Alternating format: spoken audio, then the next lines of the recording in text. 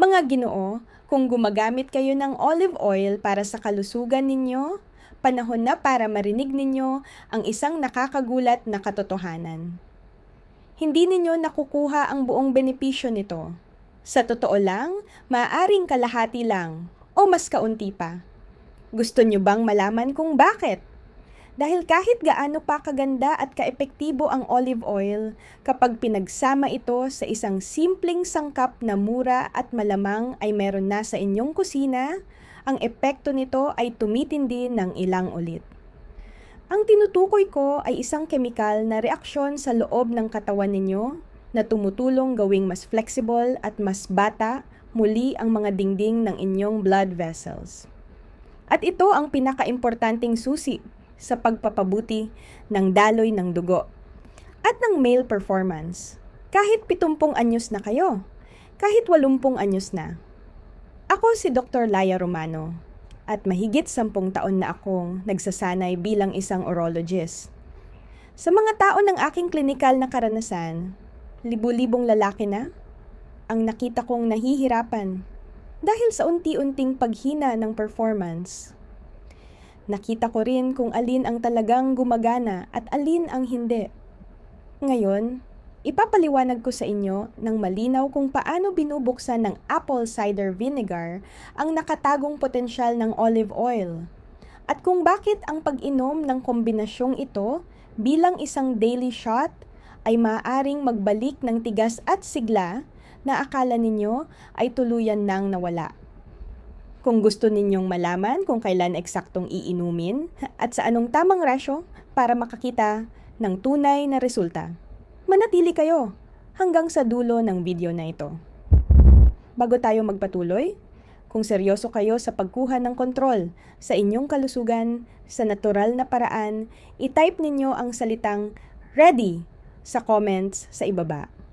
Ngayon, ipapaliwanag ko ang isang napakahalagang bagay na hindi naiintindihan ng karamihan sa mga lalaki. Bago ko talakayin ang ating makapangyarihang kombinasyon, kailangan munang maintindihan kung ano ang nangyayari sa inyong vascular system habang kayo ay tumatanda at kung bakit may mga natatanging hamon ang mas matatandang lalaki na hindi nararanasan ng mas bata. Ang inyong mga blood vessels ay hindi lang basta mga tubong dinadaanan ng dugo mula point A papuntang point B. Sila ay mga buhay at dynamic na tissue na kailangang manatiling flexible, mabilis tumugon at walang bara. Noong kayo ay nasa edad 20 at 30, ang inyong mga blood vessel ay elastic at madaling lumawak kapag kailangan ng katawan ng mas maraming daloy ng dugo. Mabilis dumadaloy ang dugo kung saan ito kailangan. Madaling makuha ang firmness at ang lahat ay gumagana ng normal gaya ng inaasahan. Pero pagdating ng humigit kumulang edad 40, nagsisimulang magbago ang lahat. Ang endothelial cells, ang mga selulang nakalinya sa loob ng inyong blood vessels na parang makinis at proteksyon na balot, ay nagiging hindi na gaanong epektibo sa paggawa ng nitric oxide. Ang nitric oxide ay isang napakahalagang molecule na nagsasabi sa inyong mga blood vessel na mag-relax at lumawak. Kapag kulang ang nitric oxide, hindi na kayang bumukas ng sapat ang inyong mga ugat. Ang mga smooth muscle sa dingding ng blood vessels ay nagiging mas matigas at hindi na agad tumutugon. Unti-unti ring naiipon ang cholesterol at calcium sa mga dingding ng arteries na bumubuo ng plaques na nagpapakitid sa loob ng mga ugat. Sa aking practice, malinaw kong nakikita kung paano ito nangyayari sa totoong buhay. Sinasabi ng mga lalaki na nawawala na ang kanilang morning erections.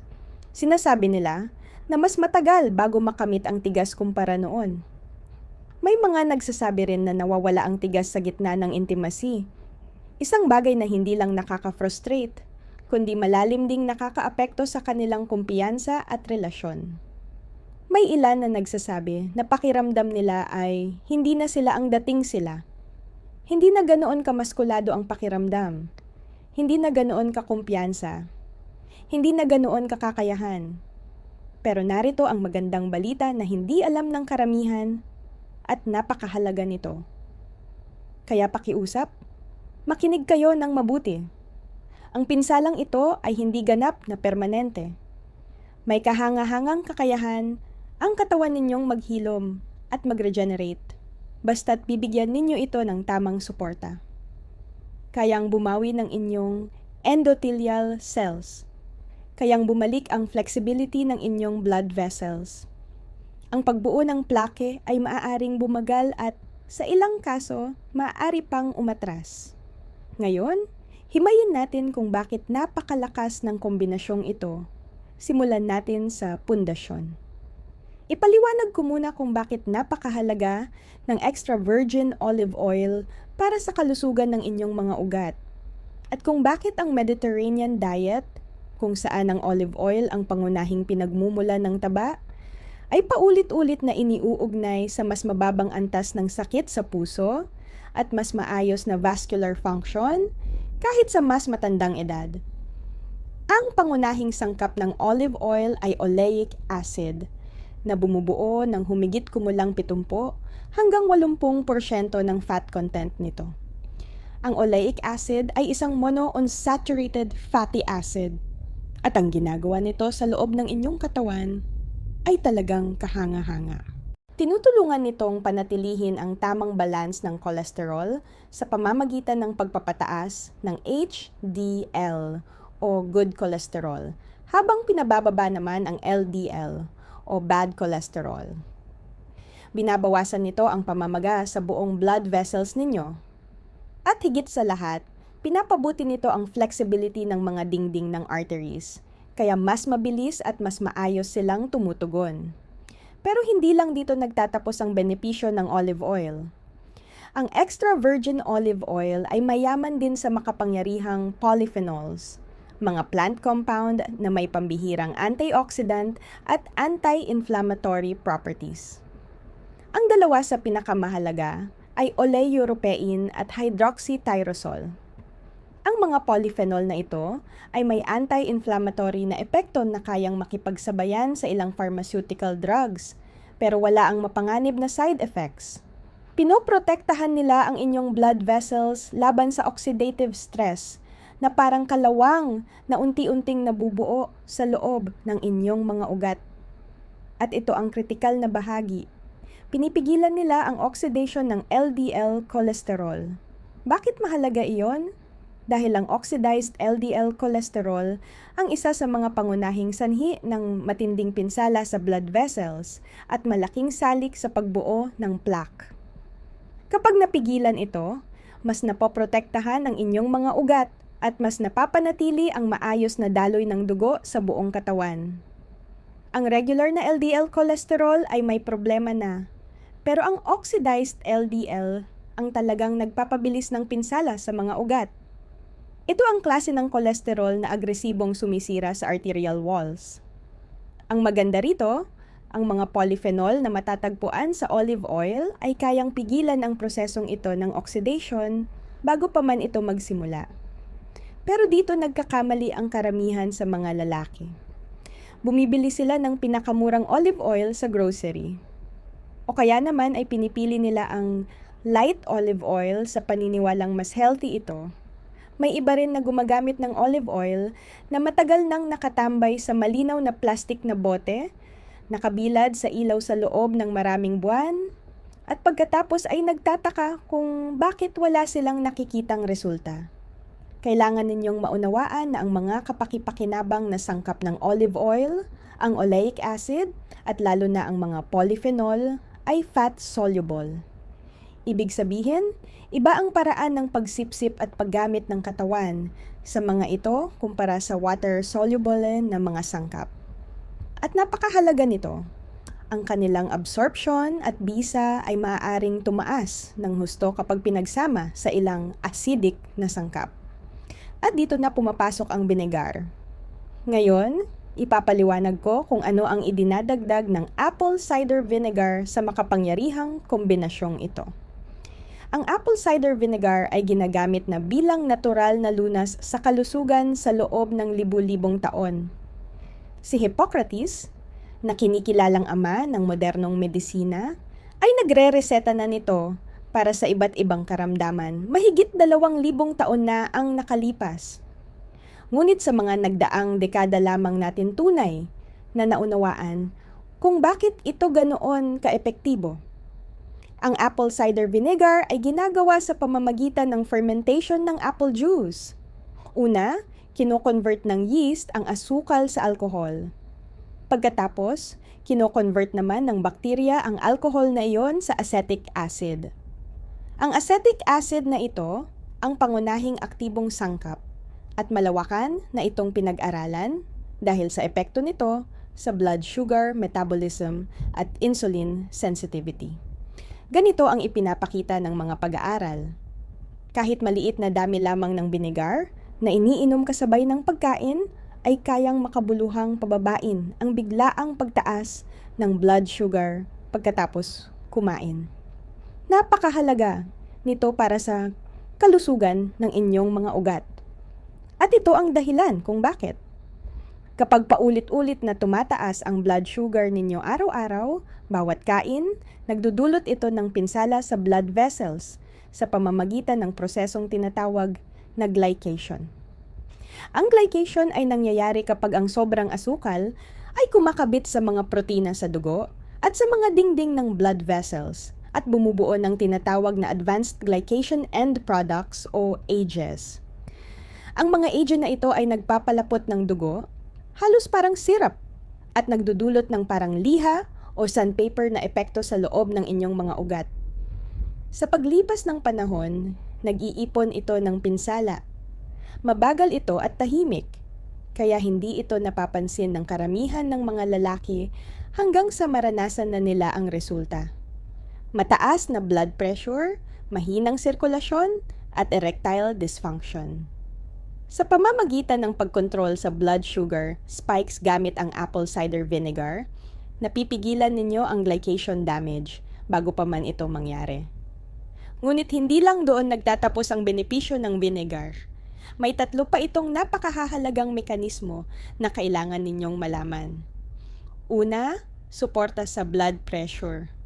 Ang acetic acid ay tumutulong sa pagpapanatili ng normal na blood pressure sa pamamagitan ng pag-impluwensya sa renin-angiotensin system ng katawan, na siyang paraan ng mga kidney sa pagkontrol ng blood pressure. Ngunit mas mahalaga pa rito, pinapataas ng acetic acid ang produksyon at aktibidad ng nitric oxide na, gaya ng nabanggit ko kanina, ang pangunahing regulator ng pagluwag at paglawak ng blood vessels. Mas maraming nitric oxide ang ibig sabihin ay mas maayos na daloy ng dugo, lalo na papunta sa maliliit na ugat sa ari ng lalaki. Ikalawa, ang mga organic acids na nasa apple cider vinegar ay may chelating properties. Ang chelation ay ang kakayahan nitong dahan-dahang dumikit at kumapit sa mga mineral deposits, gaya ng calcium na naiipon sa mga dingding ng arteries. Sa paglipas ng panahon at sa tuloy-tuloy na paggamit, makakatulong ito sa unti-unting pagtanggal ng calcium deposits at sa pagbawas ng plaque buildup. Gusto kong linawin ito. Hindi ito instant na solusyon. Kailangan ito ng consistent at pangmatagalang paggamit. Ngunit sa loob ng ilang buwan, maaari itong magdulot ng tunay na pagbabago. At ikatlo, ang raw at unfiltered na apple cider vinegar ay naglalaman ng tinatawag na mother. Ito ang maulap na substance na nakikita ninyong lumulutang sa ilalim ng bote. Ang mother ay mayaman sa kapaki-pakinabang na enzymes at probiotic bacteria na sumusuporta sa kalusugan ng bituka. At alam na natin ngayon na ang gut health ay direktang nakaaapekto sa antas ng pamamaga sa buong katawan, kasama na ang inyong mga blood vessels. Ngayon, dumako na tayo sa talagang kapanapanabik na bahagi. Ano ang nangyayari kapag pinagsama ang dalawang sangkap na ito? Bakit mas nagiging makapangyarihan ang epekto nila kapag sabay na ininom, kumpara kapag magkahiwalay? Dito pumapabor sa inyo ang mismong chemistry ng inyong katawan. At ipapaliwanag ko na ngayon kung ano mismo ang nangyayari kapag pinaghalo ang olive oil at vinegar sa isang daily shot. Ang unang mekanismo ay ang mas pinahusay na absorption. Ang acetic acid sa vinegar ay malaki ang itinatataas ng kakayahan ng katawan na sumipsip ng fat-soluble polyphenols mula sa olive oil. Ang mga kapaki-pakinabang na compound na ito, ang oleuropein at hydroxytyrosol na nabanggit ko kanina, ay mas mahusay na nasisipsip kapag nasa isang acidic na kapaligiran. At eksakto itong ibinibigay ng vinegar. Para bang binubuksan nito ang buong potensyal ng olive oil. Kung walang vinegar, malaking bahagi ng mga polyphenol na ito ang dumadaan lang sa digestive system ninyo nang hindi lubos na nagagamit. Ngunit kapag may kasamang vinegar, nagagawa na talagang gamitin ng katawan ang mga ito. Isipin ninyo na lang ito na parang may isang baul ng kayamanan na puno ng ginto, pero nakalock. Iyan ang olive oil na may taglay na lahat ng kapaki-pakinabang nitong sangkap. Ang vinegar ang nagsisilbing susi na nagbubukas sa baul na iyon para tunay na maabot at magamit ng katawan ninyo ang kayamanang nasa loob. Ang ikalawang mekanismo ay ang komprehensibong antioxidant protection. Ang mga polyphenol sa olive oil at ang mga polyphenol sa apple cider vinegar ay hindi lang basta nagdadagdag sa isa't isa. Sa halip, nagko-complement sila. Tinutumbok nila ang iba't ibang uri ng free radicals at kumikilos sa bahagyang magkakaibang pathways. Kapag pinagsama, bumubuo sila ng mas malawak at mas kumpletong panangga laban sa oxidative damage sa inyong mga blood vessels. Ang isa ay nagpoprotekta sa labas ng mga selula, habang ang isa naman ay kumikilos sa loob. Kapag magkasama, nagbibigay sila ng 360 degree na proteksyon. Ang ikatlong mekanismo, at ito ay talagang kahanga-hanga, ay ang katotohanang ang anti-inflammatory effects nila ay hindi lang basta nadaragdagan, kundi tunay na nagiging synergistic. Kapag sabay na kinonsumo ang dalawang sangkap na ito, mas malaki ang ibinababa ng inflammatory markers kaysa sa inaasahan kung basta pagsasamahin lang ang individual na epekto ng bawat isa. Mayroong isang bagay sa kombinasyon nila na nagpapalakas at nagpapalawak sa anti-inflammatory response ng katawan. At ang ika-4 na mekanismo ay ang paglikha ng pinakaangkop na kapaligiran para sa produksyon ng nitric oxide.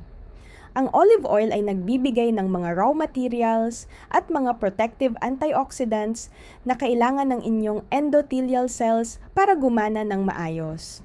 Samantala, pinapahusay naman ng vinegar ang aktibidad at pagiging responsive ng mga selulang ito.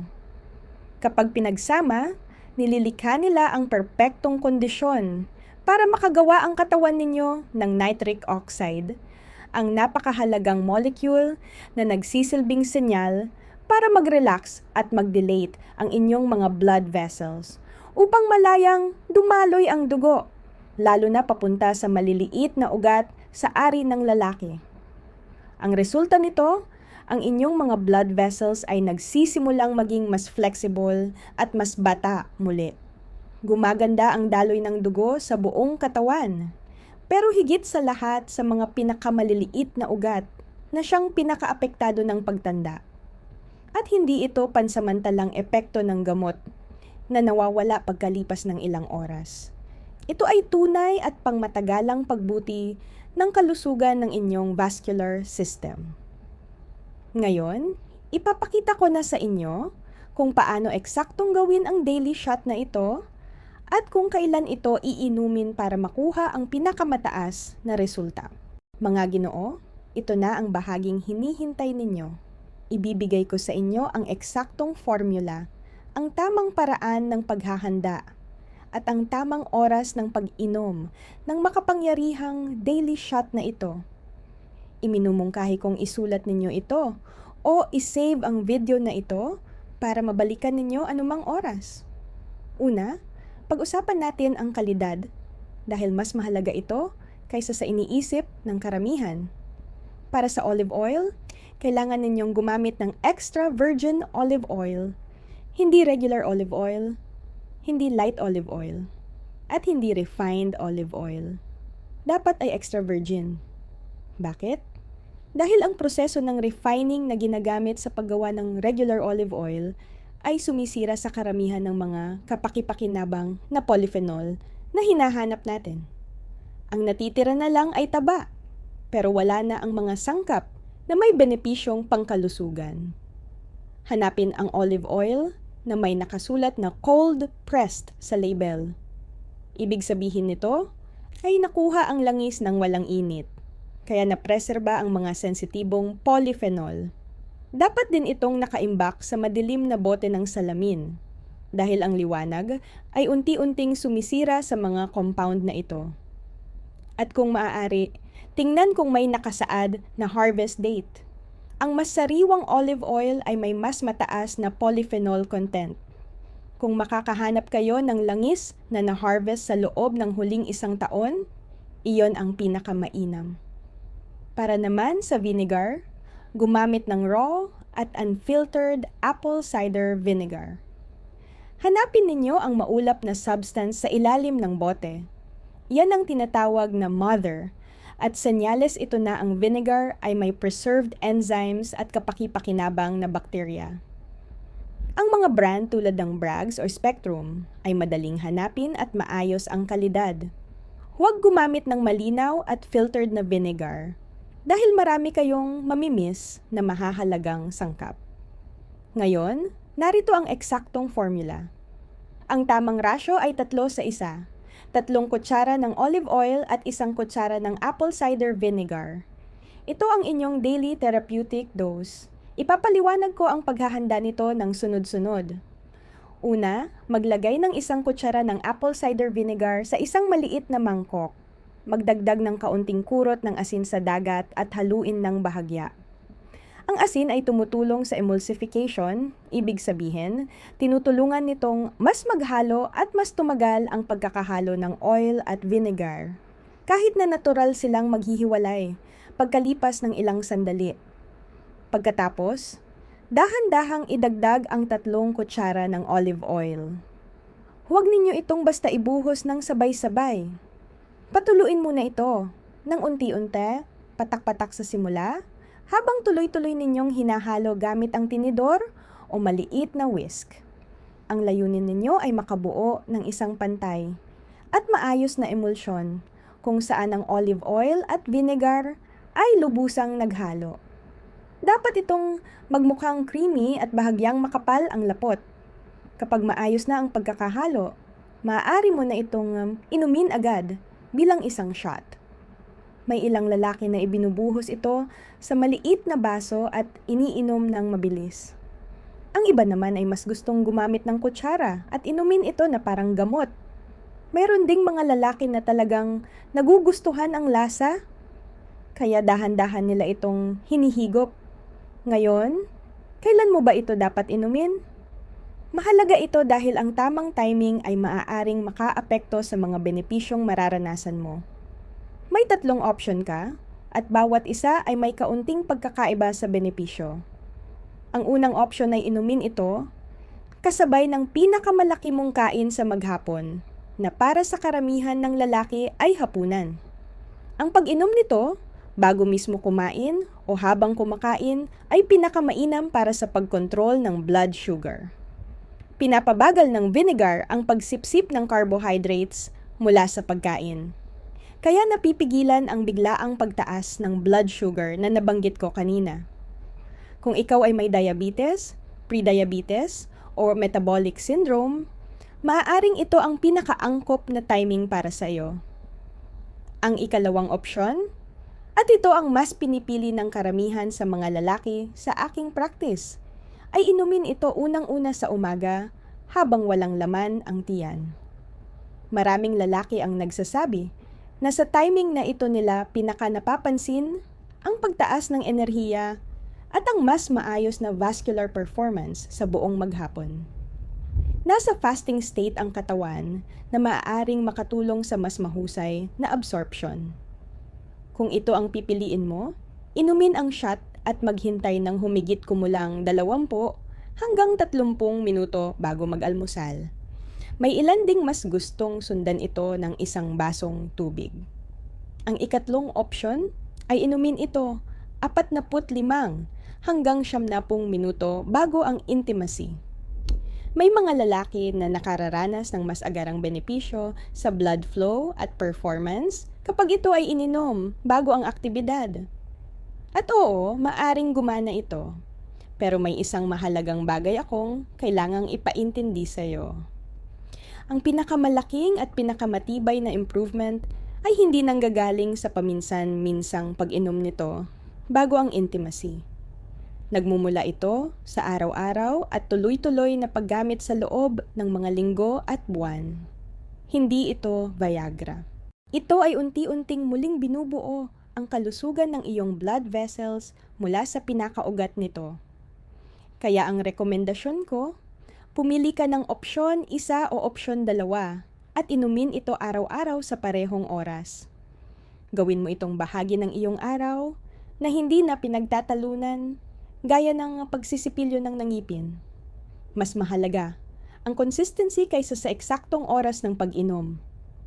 Ngayon, makinig ka ng mabuti. Sa mga tao ng aking practice, paulit-ulit kong nakikita ang parehong mga pagkakamali na ginagawa ng mga lalaki sa protocol na ito. Hayaan mong iligtas kita sa oras at frustrasyon sa pamamagitan ng pagsasabi kung ano ang hindi mo dapat gawin. Unang pagkakamali, paggamit ng maling uri ng olive oil. May mga lalaking sumusubok nito ng 1 buwan na walang nakikitang resulta. Tapos sasabihin nila sa akin na ang ginamit nila ay ang pinakamurang bote o light olive oil dahil akala nila mas healthy iyon. Ang refined at light olive oil ay dumaan sa matinding proseso na sumisira sa mga kapaki-pakinabang na compound. Sa totoo lang, halos taba na lang ang natitira at wala ng medicinal value. Kailangan mong gumamit ng extra virgin, cold-pressed olive oil. Oo, mas mahal ito, pero ang 1 bote ay tumatagal ng ilang linggo. Ikalawang pagkakamali, paggamit ng filtered at pasteurized na vinegar. Ang malinaw na vinegar na walang ulap ay maaaring mas maganda sa paningin. Pero wala na rito ang mother enzymes at ang kapaki-pakinabang na bakterya. Kailangan mo ng raw, unfiltered apple cider vinegar. Ikatlong pagkakamali. At ito ang pinakamalaki, ang hindi pagiging consistent. Ang paminsan-minsang pag-inom nito ay hindi magbibigay ng resulta. Kung pupunta ka ba sa gym 1 beses lang sa 1 linggo ng 20 minuto, lalaki ba ang muscles mo? Ganito rin ang prinsipyo dito.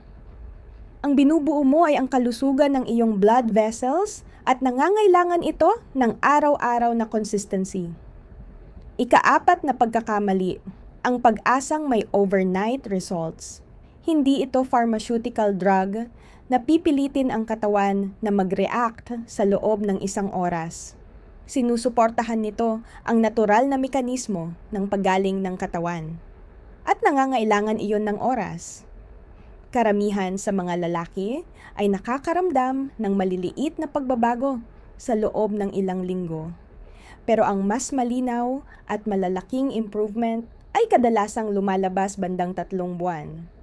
Mag-commit ka sa 70 araw ng araw-araw na paggamit at magugulat ka sa resulta. Ngayon, bago mo simulan ang daily shot na ito, may ilang mahahalagang konsiderasyon sa kaligtasan, lalo na kung umiinom ka ng ilang uri ng gamot o may particular kang kondisyon sa kalusugan. Kung umiinom ka ng blood thinners tulad ng warfarin, kausapin mo muna ang iyong doktor. Ang vinegar ay may banayad na blood thinning effect at kapag pinagsama sa gamot, maaaring tumaas ang panganib ng pagdurugo. Maaaring kailanganin ng doktor mo na bantayan ang iyong INR levels. Kung ikaw naman ay umiinom ng gamot para sa blood pressure, pareho ang prinsipyo. Kayang pababain ng vinegar ang blood pressure, na maganda kung mataas ito. Pero kapag pinagsama sa gamot, maaaring bumaba ito ng sobra. Kumonsulta muna sa iyong doktor. Maaaring kailangan nilang i-adjust ang dosage ng gamot habang gumaganda ang iyong blood pressure. Kung umiinom ka ng gamot para sa diabetes, tandaan na ang vinegar ay may epekto sa blood sugar levels. Maganda ito, pero may posibilidad na bumaba ang blood sugar ng mas mababa kaysa sa inaasahan kapag pinagsama sa gamot. Kaya mahalagang bantayan ng mabuti ang blood sugar, lalo na sa simula, at makipag-ugnayan sa iyong doktor para maayos ang dosage kung kinakailangan. Kung ikaw ay may ulcer sa tiyan o malalang acid reflux, maaaring makairita ang acidity ng vinegar sa iyong digestive system. Subukan itong inumin kasabay ng pagkain o magsimula muna sa mas maliit na dose. May ilang lalaki na nakakaranas ng bahagyang discomfort sa tiyan sa unang mga araw, tulad ng maluwag na dumi o pananakit ng sikmura. Kadalasan, kusang nawawala ito sa loob ng ilang araw habang nag-a-adjust ang katawan. Kung hindi ito gumaan, subukan mo itong inumin kasabay ng pagkain o pansamantalang bawasan ang dami. Pagkatapos mong inumin ang shot, magmumog ng tubig. Ang acidity ng vinegar ay maaaring makaapekto sa enamel ng ngipin kapag hindi nababanlawan sa paglipas ng panahon.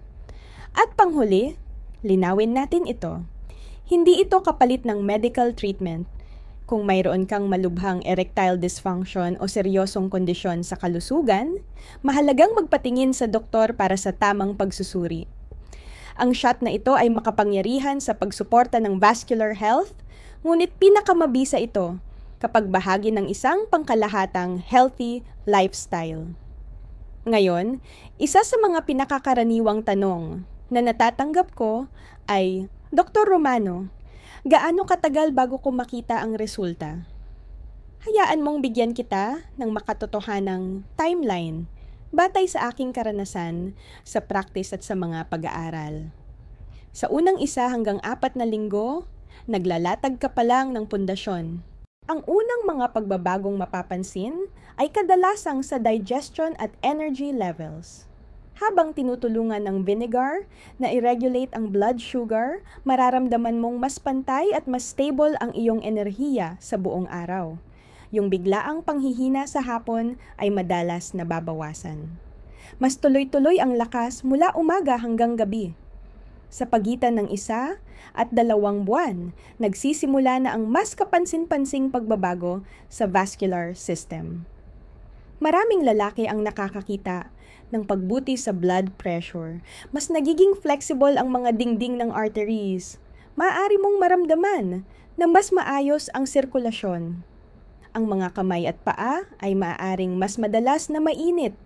May ilan na nakakapansin na bumabalik ang morning erections o nagigising na may tigas na matagal na nilang hindi nararanasan.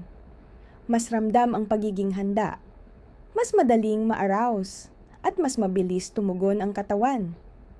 Sa pagitan ng 3 at 6 na buwan, naiipon at umaabot sa rurok ang anti-inflammatory effects. Karamihan sa mga lalaki ay naguulat ng malinaw at makabuluhang pagbuti sa male performance at daloy ng dugo. Mas kapansin-pansin ang kalidad ng tigas. Mas healthy ang pakiramdam ng tissue. Mas puno, mas buhay, mas may sigla. Mas umiikli rin ang recovery time sa pagitan ng mga encounters. Gumaganda ang stamina. Ang mga pagbabagong ito ay hindi pansamantalang epekto o panandaliang stimulation. Sumasalamin ito sa tunay at pangmatagalang pagbuti ng vascular health. Kaya narito ang hamon ko sa iyo. Mag-commit ka sa loob ng 90 araw. 3 buwan ng pag-inom ng shot na ito araw-araw, walang palya. Obserbahan mo ang nararamdaman mo. Pansinin mo ang mga pagbabago. At pagkatapos, bumalik ka at ikwento mo ang naging resulta mo sa comments. At kung may kilala kang ibang lalaki na maaaring makinabang sa impormasyong ito, ibahagi mo sa kanya ang video na ito. Ako si Dr. Delila Romano at magkikita tayo sa susunod.